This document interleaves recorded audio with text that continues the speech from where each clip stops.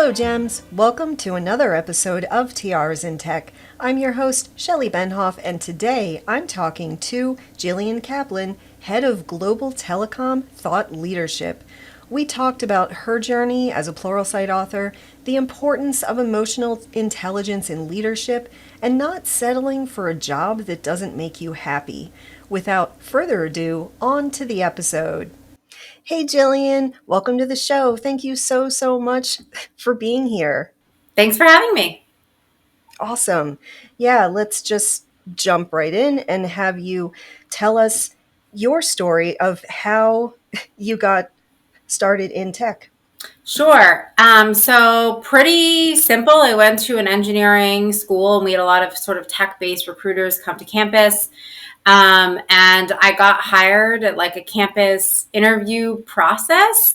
Both my parents are involved in STEM careers. My dad was an engineer. My mom's a scientist. So it never really occurred to me that it was something I couldn't do. And it was something I was interested in. I've always kind of been like, more interested in math and science. And so it made sense for me to sort of go to a school that focused on that and then enter a career that focused on that. It was also, I entered the telecom space first. It was a really exciting time in telecom. We were moving everything from like a copper network to a fiber network. And, Wi-Fi was just becoming a thing. I'm dating myself. But like, it was a really cool time to be in the space. And it was never a question on if I could. It was just if it was something I was interested in.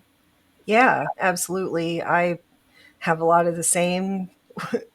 We're both millennials, and sometimes when I think about what that means, I'm just like, oh my gosh, we really got into tech like when it was kind of taken off. Yeah. Mm-hmm.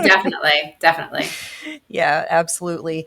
Can you tell us your career progression and then, as a Pluralsight author, we have to go through this whole like audition process. And I'm telling you a two-part question. I really try not to do this because when people do it to me, I'm like, what was the second part? So career progression. Yeah, sure. I started my career in the telecommunications industry in network engineering, and it was a great place to start. Like I said, we were going from the transition from copper to fiber, and I learned a lot about like just how things work at a company, right? So transformation and a lot about finance, like how to get equipment off the books that we're not using. And I learned SQL, and like it was a lot of like the basis of like company, kind of like how to be a part of a company, right? And then I went and got an MBA while I worked sort of on the side, and it was tech focused. And I thought I wanted to get into advertising because I'm always kind of like had a creative side. And then I was like, oh, Jillian, you're not that creative. Like you've still got to stay with the nerdy stuff. So I ended up in a product management role for a software that I thought was great. Like it was a great combination of sort of like creativity and building a product, right? A SaaS tool, and still getting to like talk to the engineers and really kind of deal with that side. And then I did some marketing operations and sales enablement. And in transparency, that was way too many spreadsheets for me. I'm like, there's just a lot of tracking. And I ended up in a product marketing role where I focused on telecommunications companies as my customer. So I had been in the industry 14 plus years when I came over to this role. And then from product marketing, I transitioned into what I do now, which is thought leadership. So it started looking at all of our solutions for telecommunications companies and building out what does that actually like. This is interesting reference architecture, but what does that actually mean for the real world and for human beings? And really looking at how technology can make our lives better, which I love. I know probably everyone says this, but this is like the best job I've ever had. I love it. I'm so passionate about it. And I love that I get to be super creative, but still get to like geek out a little bit. Yeah, absolutely. I am 100% with you. I love like nerdy stuff, but lately I've been exercising creativity like for the first time in a very long time, and it's really cool. Like why have I waited so long to try to be creative instead of this like logical robot brain? Yeah. Yeah, yeah, for sure. Exactly. So, as a Pluralsight author, as I said, we have this whole like process. But first of all, how did you even hear about this opportunity to teach online courses? Sure. So I had taken a public speaking course in January 2020 because, I had gotten some feedback that I really needed to get out in front of more customers. So I took this course, and honestly, I got some really harsh feedback. The woman told me that I sounded like a valley girl. She's like, I know you're smart, but you don't sound very smart. I was like, okay. So I really started to like kind of hone in on that and understand. She was like, it's your inflection at the end of your voice, and okay, whatever. So then February and March of 2020 hit, and there was no getting in front of customers. Like I wasn't going anywhere in Mhm. March of 2020, right? And I got like a job alert for like a part-time, it was like a virtual job board I saw, and it was for Pluralsight, and they were looking for people to teach about product marketing and product management. And I was like, okay. And since I couldn't get in front of anyone and I couldn't practice, that's why I started it. I applied. They called me. I did the interview. I have no editing skills, by the way. So like they do all that stuff for me. That is not my forte. I love teaching and I love like talking through topics and that sort of stuff. But I told them, I'm like, I don't do video editing, and I don't have a desire to like learn how to do intense video editing. So it was literally like a random remote part-time job board, and it was me knowing that I had to improve my public speaking skills but couldn't physically get in front of the public. And then they were like, "Oh, and you get paid for this." And I was like, "Oh, Of course. okay, right? Like bonus." What I didn't realize at the time is that like someone told me it's like less than 10% of authors get accepted or something Yep, crazy. I that's just it. was like, oh, this is cool, I'll do this, right? I didn't think anything of it is the answer. It was just like a random, like, it's a skill I know I need to work on, and this is an opportunity to work on it in the current environment we're in. Yeah. Um, I, for me, like Pluralsight has changed my entire life after I became an author. Like I also didn't think it was like a big deal. But Right. yeah, less than 10% of all applicants are actually accepted, and even a smaller percentage of them actually publish a course Oh, because interesting. it's not easy. And like you said, the editing. So early on, I got my husband to do all that for me. Yeah, because number one, I hate the sound of my voice. And number two, I would never publish anything if I was editing my own self because I Uh, would like criticize, and yeah, like it just wouldn't happen. But where's I going with that? Oh, right. So, as an author myself, people started to like respect me. I was wondering, what was your experience after people found out that you're a author? I haven't had like a lot of people in my professional career sort of reach out to me about it. I've had a couple of communications, people like connect with me on LinkedIn, like, hey, I loved your course, right? So that's been super cool to get that kind of feedback. And I've met so many other amazing authors like yourself and been able to like grow my professional community and kind of like-minded people that want to support people and that want to teach and want to learn, because not everyone is like that, right? Some people just want to do their job and go home, but I am passionate about paying it forward and teaching and, making sure that like what I know can get translated to other people as well. Absolutely. Yeah. So, do. You have a lot of courses and guides. I was looking at it yesterday. Can you tell us the topics that you teach and why they're like important to you? Sure. So I teach product management and product marketing courses. That's sort of what I do. So that's kind of the basics, right? I also teach about innovation, which is something I'm super passionate about and I think is so incredibly important. It's what's that saying, like culture, it's like something about like culture and innovation. I don't even know it right now, but I actually took a course a few weeks ago at MIT that talked about how like which I never put two and two together. I think I've always been a very creative, innovative person, but it talked about how people that have very like emotionally intelligent managers actually foster greater innovation. And I never put two and two together until I realized like, wow, it was a turning point for me when I had managers that were super in tune and emotionally intelligent, that my innovation was born, right? So that is something that I'm super passionate about paying it forward. I teach about emotional intelligence as well and how incredibly important those soft skills are. I say like the next time you think like, oh, checking in on an employee or like hosting that offsite isn't going to like move your bottom line, it probably is, because it's going to foster that innovation. It's going to get more out of those people, right?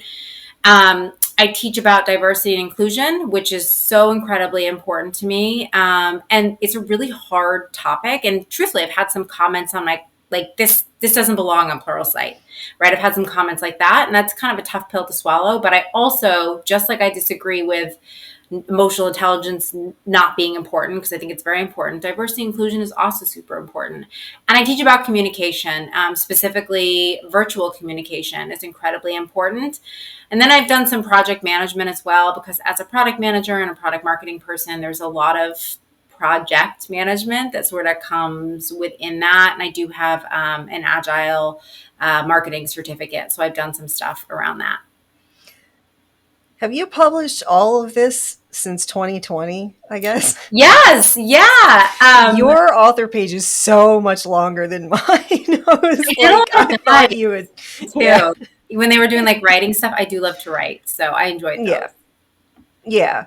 I actually did a exam where I wrote exam questions and, all of that. That was super fun. Yeah. I hadn't done that in a really long time. But yeah, you've been busy. You've been I publishing love all it sorts of though. stuff. Like Yeah. I feel really lucky that I get to teach Mhm. about things that I'm passionate about and that people are getting value out of it. Because it's hard to sit, right? I can't teach 1,000 people one on one, but if I can get it out there and like make it accessible for people through a platform like Pluralsight, that's incredibly important to me. And it's incredibly important to business and the industry, right? Absolutely. Everyone's success. Yeah. And it's a really cool like opportunity for us to have this like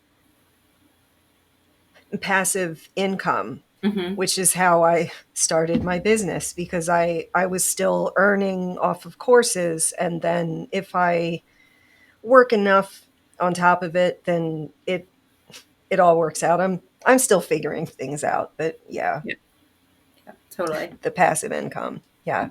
Out of all of your courses, I've watched one at least twice. Hard wiring diversity and inclusion into everything you do and say. So the reason I watched this was because my husband's sibling, I'll say, they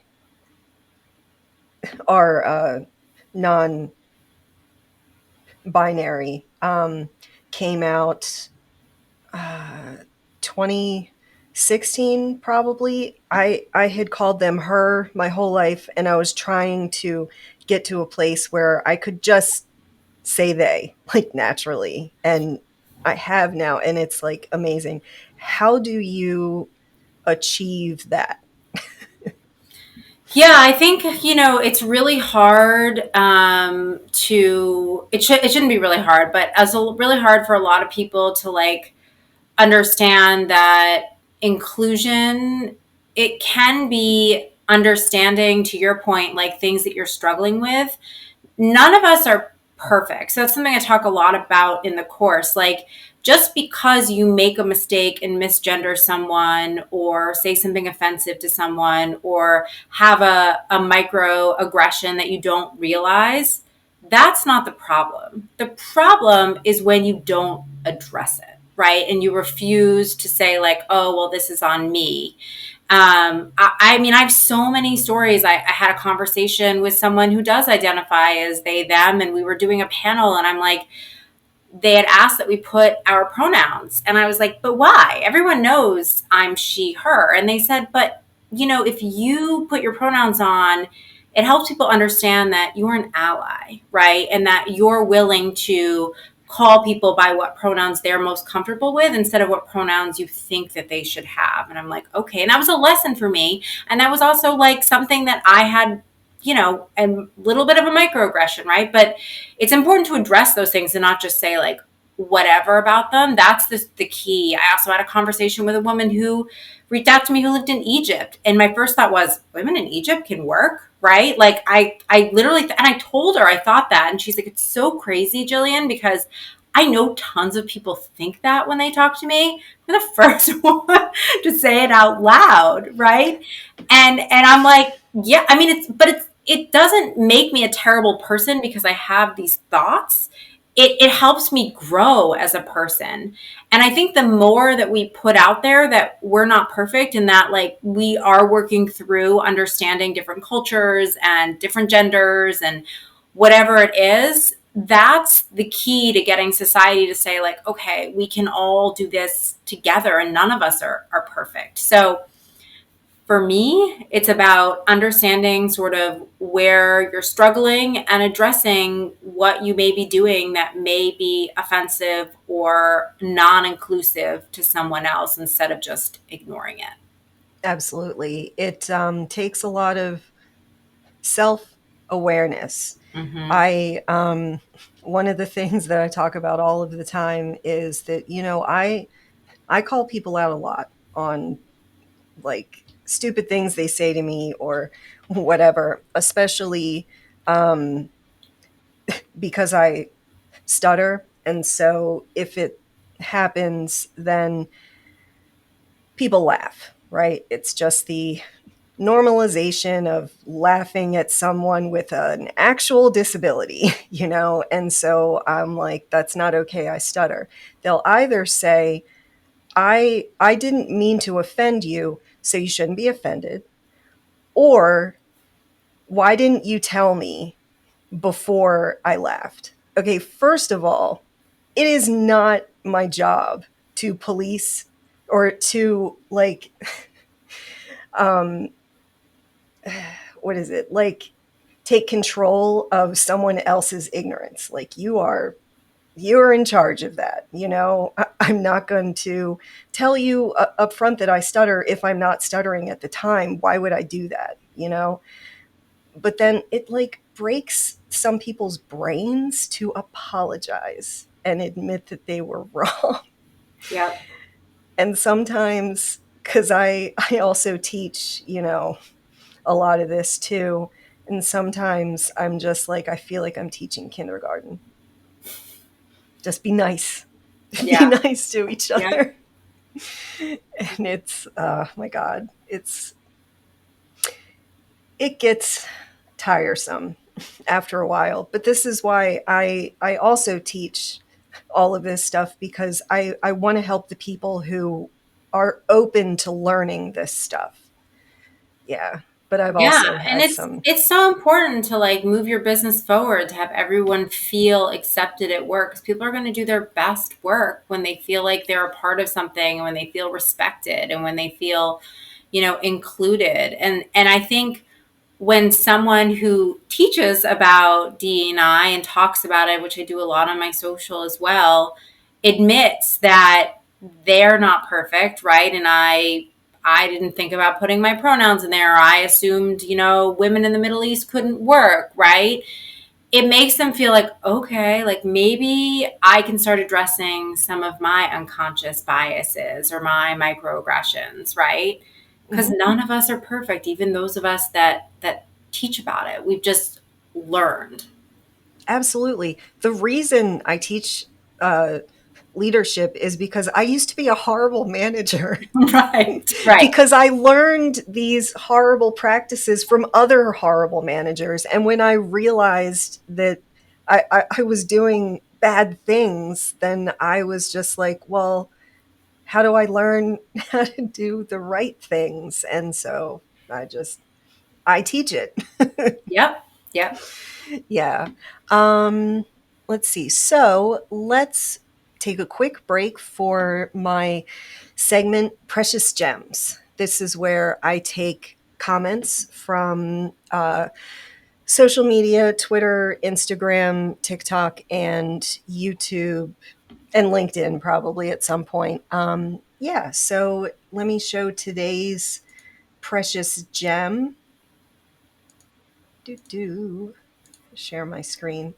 So this one comes from Instagram, and it's from a post about user groups are a great way to learn because you get diverse speakers. This was on Instagram. I have a friend there who responds to a whole bunch of the posts. Aki, thank you very much.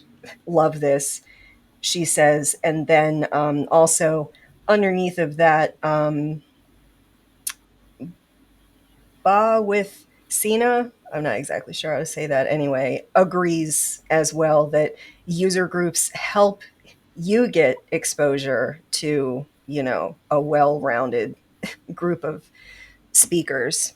So thank you, ladies, for your comments. I appreciate it.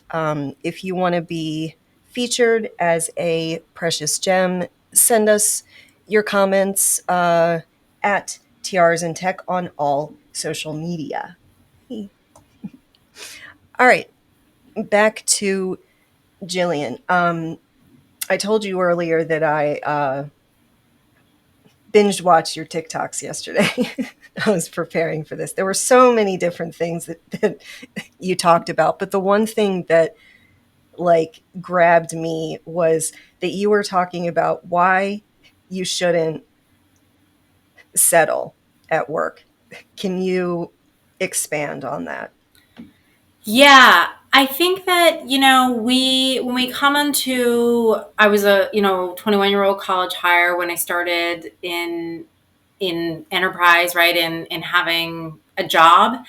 And I just took I took a job because I thought like that's what I should do. And I stayed there for probably honestly longer than I should have. And I don't necessarily think that like I settled, but I think that I got comfortable. And one thing I'll say too about like kind of settling and staying somewhere that maybe isn't serving you anymore. And I said at the very beginning of this, like when I started, it was like I learned so much about business. It was the perfect first job for me. But I was sort of always that 21-year-old college hire. And even as I grew in the 13, 14 years that I was there, I feel like I still kind of got pigeonholed into that. Like that's who I was. It was hard to, it's like that first impression that I could never really break away from. And so I think I got settled into that. And it was really hard for me to start somewhere new. But I had a moment, and I just had this conversation. Actually, we had a team offsite a few weeks ago, and a woman started on our team who also had 14 years somewhere. And she's like, oh, it's just so hard to start somewhere new after 14 years. And I'm like, yes, but this is your opportunity, because if you can bring forward the person you are today, even if you're bringing that person forward in your last role, there was probably still parts of you from 14 years ago that someone remembered and you were getting stuck, right? If you can bring forward who you are today and really not even reinvent yourself because you've been that person, but really be able to put that as your first impression instead of your last impression, that's going to change the game for you. And it changed the entire game for me. Is really around not getting, it's not really around not settling, but not getting stuck and not getting comfortable. Really learning to be comfortable with being uncomfortable and doing things that are way outside of your comfort zone and taking on new challenges and asking for things that you want. So I'll tell you, last year, I asked for a promotion. I said, like, I want a promotion. This is what I want. And I have an amazing manager. I mean, he's great. And he was like, oh, okay. Like, let's look at what you have to do to get there. And we sat down and it wasn't like time. It wasn't something that was unactionable. We sat down, we looked at this is what you need. So I started to do those things, right? And we checked in and we had conversations. And it was, I can't tell you how uncomfortable it was to be like, I want a promotion. I've never said that in my whole career. But one thing, I teach this workshop, The Art of the Subtle Brag. One thing that I always tell people is your manager is not a mind reader. So I might not have got that promotion. And I did get the promotion, but I might not have got that promotion this year if I didn't speak up. And not because my manager's a bad manager, but because he didn't know that's what I was looking towards, right? He didn't know that's what I wanted.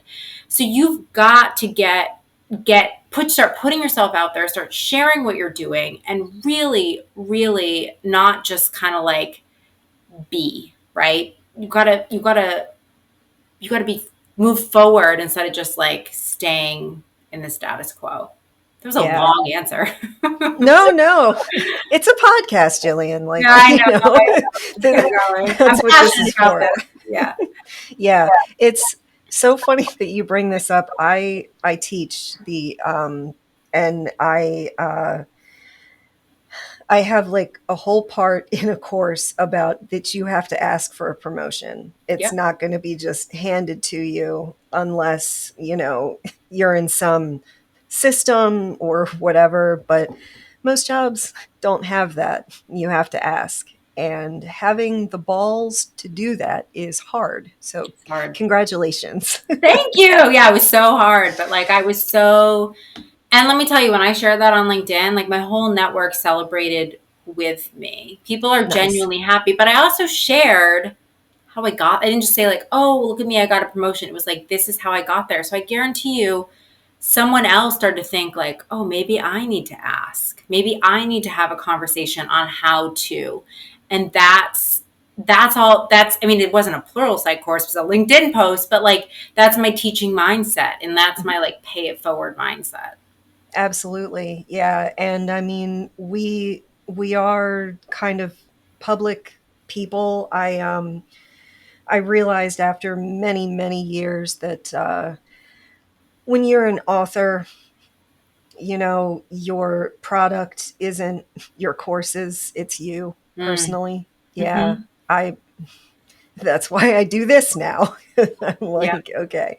Yeah, and it's a responsibility to help people. Yeah. And so 100%. even a post or a chat or whatever, like I really am also passionate about influencing other people to step up and do what they actually want and not settle. Yep, yep, yep, for sure. Bringing that around. Yeah. What advice would you have for anyone who is interested in a tech career? Start applying. It doesn't matter if you don't check every single box because no one checks every single box. And I think women struggle with this more than men. Men just, I'm not saying men don't struggle, but like women, if we don't check every single box, we're like, oh, we're not going to get that job. Just apply, right? Just apply.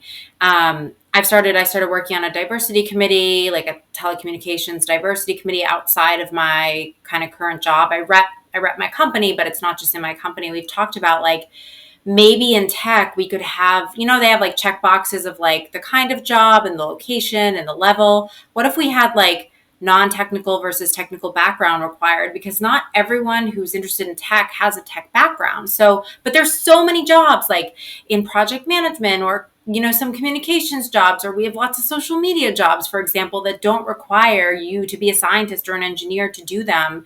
So we've talked about like, could we make it more inclusive and make it easier for people to apply to those non-technical jobs, or more inviting, right? You've got to start applying. If you want to learn more, I would say go out. You don't have to go get an engineering degree or a master, whatever. There's tons of like coursework out there at Pluralsight, but also like like there's certifications through AWS and Google and all these other Azure that you can just do really quickly and relatively inexpensively if you're interested in getting into the industry. Um, I highly recommend start applying and start taking courses and certifications in what you're interested in. Yeah, absolutely. Applying is a great tip because through that process, you learn what that process looks like. Mm-hmm. Yep. After you have interview after interview. I'm not saying that you will have tons of interviews, but if you're just starting out, it is harder, Yeah. unfortunately. No matter how many times I tweet, hire junior devs, like some people still don't want to do that. But yeah, like there is more to tech than engineering. There's, yeah, Have you seen the woman on TikTok that talks about like when you said like hire junior devs, that talks about how like the hiring manager's like, oh, this is an entry level role and I need 5 years experience. She's yeah, the recruiter and she's like, what? Like you want entry level, but like it's to your point, it gets yeah. mismatched. But That, get your foot in the door. Like if you really want to be in tech, get your foot in the door with a job and the rest of it can be learned, make connections, reach out, right? Like I sort of went the other way. I started in engineering and I've moved to this thought leadership role with stops in product management and sales enablement marketing along the way. So you can go any which direction you want. I'll tell you though, like even in my marketing role, I built this demo and I learned how to code in some JavaScript, which I've never used JavaScript before. So like there's definitely things that you can do if like if you want to in tech. You don't have to learn how to code, but I was like, okay, I had this little robot. I'm like, learn some JavaScript. It's been really fun. So it is fun. I love to tinker, and after changing from, coding to like leadership, I really missed tinkering, which is why now I like stream on Twitch and I tinker with stuff yeah. because, otherwise I'm teaching leadership or I'm leading my team to produce content. Yeah. You said something earlier about, oh yeah, junior devs. It's funny. I am currently working on a course. I'm currently hiring, and the course is called Launching Successful Teams. Like, perfect time, right? I get really emotional in this one clip where I like leaned into the microphone and I'm like, 5 years of experience isn't a junior dev. Yeah. 0 years of experience is a junior dev. you know, I'm also very passionate about that. Yep. Yep. Yeah, absolutely. But that TikTok, yeah, I wish I could like pull it up, but yeah, it's really true that there are so many hiring practices that are not good. Yeah, and we've got to like, people are gonna retire, right? And we got to make sure that we have like an influx of new talent, people interested in the industry and fresh ideas too, right? Tech Yeah, is moving faster than ever. absolutely. The number one argument that people tell me when I'm like hire junior devs, they're always like, but they're so hard to like work with and train. And I'm like, that's on you. That's Right. not on them. Yeah. Like they need the support to be successful in their careers. Yeah. Yeah. Yeah. It's a passion of mine because I mentor like a lot of people online, and this is their main issue is just that, you know, the jobs that say junior like aren't junior, and they pay a junior salary, which is Hmm. what companies, want. So Sounds good, it's, right? Get experience and not pay a lot. I mean, yeah, yeah, yeah, I mean, of course that's what companies want, but it's not, it doesn't make sense either, right? So, and totally. I'm so grateful. Like looking back, I'm like, I don't even know why they gave me the job. Like, my first job, right? But someone did, and someone gave me someone gave me a chance. I mean, even like this role, when I got hired to do product marketing where I am now, like I originally got hired to do VDI, virtual desktop. I knew nothing about virtual desktop, but like I came with really good references. I was a solid candidate, right? I had product management, I had some marketing, I had some engineering that kind of like made product. I don't know. And then my first day walking in, they were like, "Oh, actually, like we're gonna put you in telecom. Is that cool?" And I was like, "Yeah. I mean, I know that industry well." But my point is, like, I didn't have traditional product marketing experience, and I didn't have any VDI experience. But someone gave me a chance because I came with good references and I was able to articulate that I could learn this, right? That the learning is not the hard part. It's really just like getting people who are passionate and want to do the work and are good humans. Like there was something the other day too about like people that are really good at their job, but like really toxic to the work culture. I don't personally, I've seen it before. I don't personally experience it now, thank goodness. But like that to me, I'd rather have someone that didn't know anything about the job, but was like a really good person and easy to work with than someone who knew everything and was just like toxic. 'Cause that could drag everyone down. Absolutely. I tell this story a lot, but it's worth repeating. The worst manager I ever had went to Harvard. And the only thing I learned from her is that an education at Harvard doesn't teach you how to be a good person. And Mm, so, because she wasn't a good person, she wasn't a good manager at all. right. Like, emotional intelligence was non existent for Yeah. her. Yeah. Yeah. And it's just like, you need, for like teams, especially, you need a good, diverse group. And that not only means like gender, race, and all that stuff, but also age and experience. Like I've Personality, right? Like, personality, yeah, yeah, absolutely. And being a good person always helps. Um, but yeah, like, where was I going with that? I always forget things. It's getting to the end of the day. And as a geriatric millennial, right. Me too. Me too. yeah, I hate that term. Like, who, or even elder actually is kind of okay, because elder is more of like a respectful term. But when I heard the term geriatric millennial, I was like, I'm not like in a home. I go with Zennial, which is like I'm right in between millennial and Gen X. So Zennial Yeah, with an same. X. We're Gen Y. What happened to that? Like, that's what we used to be called. I And don't then know. all of a sudden, we're millennials, but there's like Gen X and Z, and they just rebranded our entire generation. I don't know who decides this stuff either, but yeah.